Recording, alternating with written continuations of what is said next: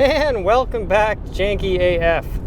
Well, every car is a great series because sometimes it's a challenge to find ways in which a car is great, but this one today is easy. This is my 2002 Volkswagen Jetta estate or wagon, manual transmission, base model. It's got the 2-liter engine, non-turbo, naturally aspirated, makes about 115 horsepower and about 122 pound-feet of torque. And I always love an engine that has more torque than it does horsepower. You see a lot of these Ferraris, high horsepower numbers, low torque numbers. And you see a lot of diesel trucks with high torque numbers, low horsepower numbers. Excuse me as I get this receipt out of the way, very professional here on Janky AF.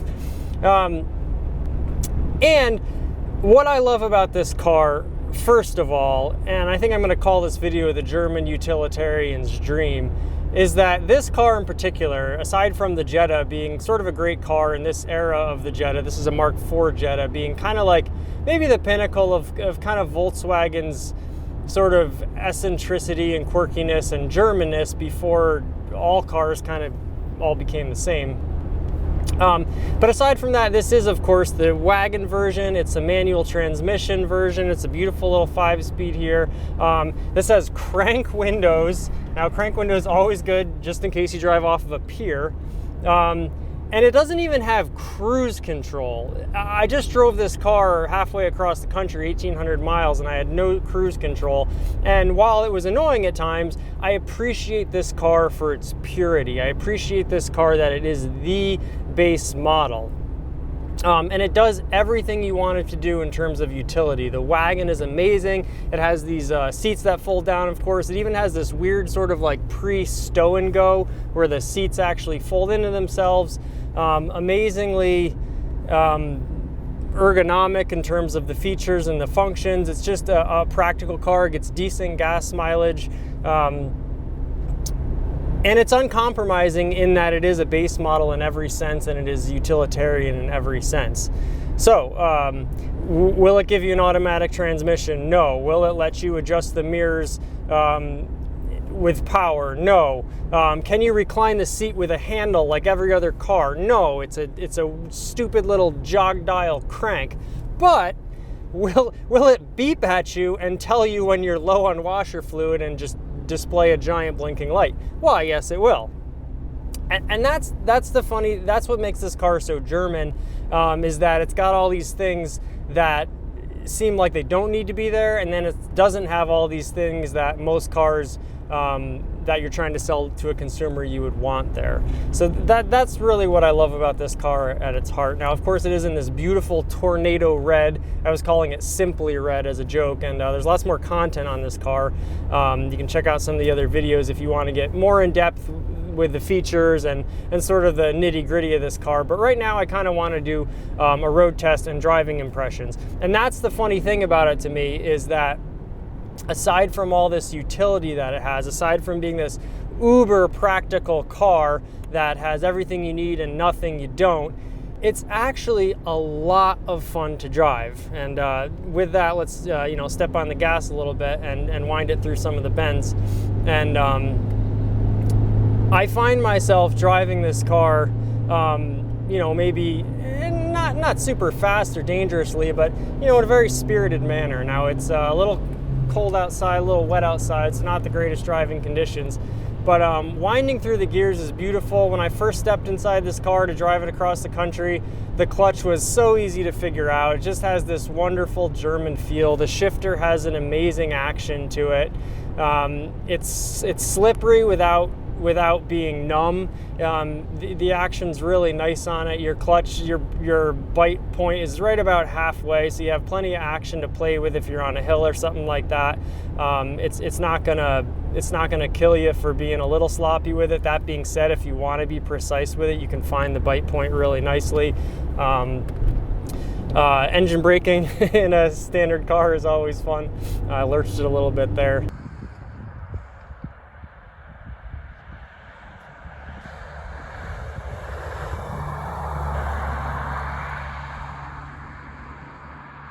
This car was offered with the 1.8 liter turbo engine, It was also offered with the VR6 engine, although I've read some reviews that was saying the VR6 was basically a worthless purchase because the 1.8T, in some variations, even put out more power and cost like thousands less than the VR6 did. I think a VR6 Jetta wagon, you were getting up into Passat territory, or Jetta for that matter, any Jetta.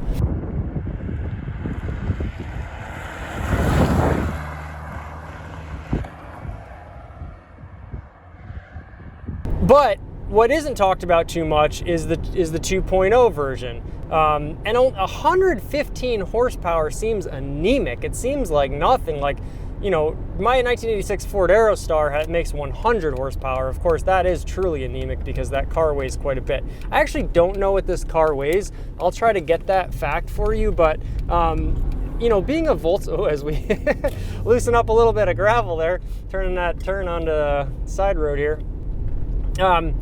I don't know what this car weighs, but it feels very light. It feels very nimble, and for how nimble it feels, knowing that it only makes 115 horsepower, I would imagine that it's, you know, not too far over 3,000 pounds. Now, Volkswagens feel so solid. The doors all feel so solid when you open them and close them. Everything feels just very well built and heavy, and that's why it was surprising to me that this was such a light car, that it feels so light on its feet. It's very nimble, very easy to throw around, and the steering is actually surprisingly, as we almost, this bicyclist probably wonders what the heck I am doing. I'm just, you know, testing out the suspension there, John. It feels very responsive. The handling feels very nice. I'm not going to say it's the tightest or the most nimble as we throw it into a corner here, but it is fairly direct. It's got a nice weight to it. It's not too heavy, not too light. Just a very natural feeling to it. You do have quite a bit of road feel. It's quite a tactile driving experience, and one that's very, very fun and engaging. On top of all this practicality. So really a tale of two cities. But what I wanted to say about the engine and the 115 horsepower was, after researching, I did realize that it made 122 pound-feet of torque, and that makes total sense because the car just feels very zippy. It feels very torquey, for lack of a better word, as we stop and slow down for some pedestrians. Always drive safe when there's pedestrians in the area. Not worth it driving like an a-hole.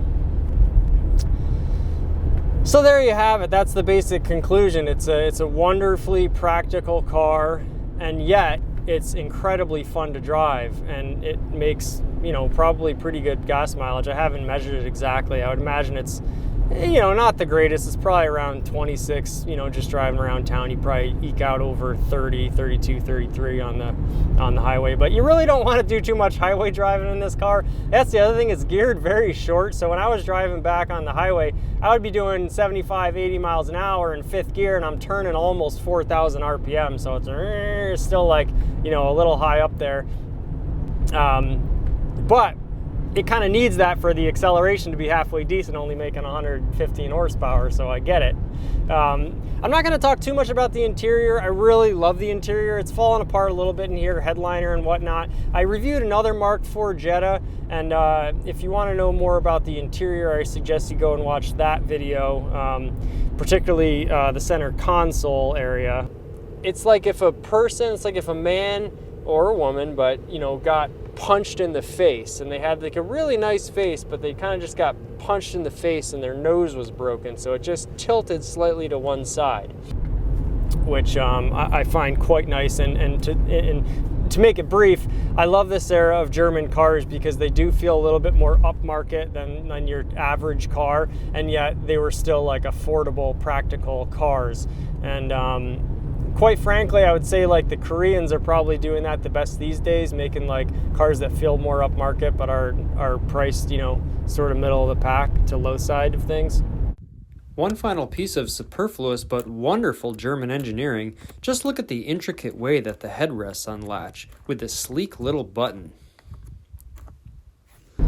So starting to get a little dark out. We got the fog and the mist here. It's a quite beautiful day, a very German day. I lived in Bremen, Germany for a while, and the weather was like this all the time. So most people hate this weather. I find it quite nostalgic, and maybe that's a good segue into what this car is. You know, they don't really make cars like this anymore in terms of now like your base model Honda Fit or Chevy Sonic will have power everything and Bluetooth and everything. This car harkens back to a time when you paid for extra features, but you could still get a really nice solid car that had, you know, sort of a bare bones layout. And I really enjoy that. I really love the crank windows. I don't even mind that it doesn't have cruise control because mostly this is a bopping around car. I love the manual transmission. It's really fun to drive. And I particularly love the 2-cylinder engine because I'd much rather on any day have less power but have it be linear and naturally aspirated than have more power and especially with some of these older turbo systems have it be a little bit more herky-jerky.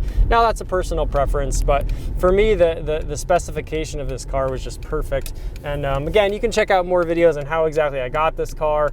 My good friend Ed, and shout out to him, and thanks so much Janky do Thanky for selling me this car for the Janky sum of $10. I knew about this car for years and years and years, and rode in it in Tulsa, Oklahoma, and later Houston, Texas. And I said, Ed, if the time ever comes, now he just bought a brand new Mustang Mach-E. You can watch that review as well. But he sold me the car, and so it's funny now being the owner of this car and driving it and experiencing it after lusting after it for so long. And in no way, shape, or form is it a disappointment. It's just a really great car. Now you can probably pick one of these up. They're pretty rare, and I did another deep dive on quite how rare they are. But if you can find a Jetta wagon with a manual transmission, it's not going to cost you too much. Now a lot of them are high mileage, the ones that have survived, but in a way that's a good thing. I believe the few maintenance items, the timing belt, you want to do it around 80,000 miles. This one's had one done. We're at 153,000, so another 7,000. We're going to need another timing belt. One thing you might want to get checked is I believe it's the coolant temperature sensor. It's like a $10 part, but obviously if it goes bad and your engine starts to overheat, you're not going to know. So that would be something to look into if you are going to get one of these cars. But we're going to wrap it up there. It's a fine misty day. We got a couple more things to do. I just wanted to stop by Jankytown Studios here. So I hope you've enjoyed this review, and I hope you find some love for the Mark IV Jetta. I do think these are a really great car.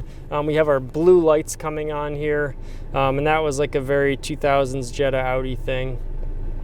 So hopefully you've enjoyed this little drive for us. We're going to crank the windows down and get a little air. And until next time, Janky do Thanky.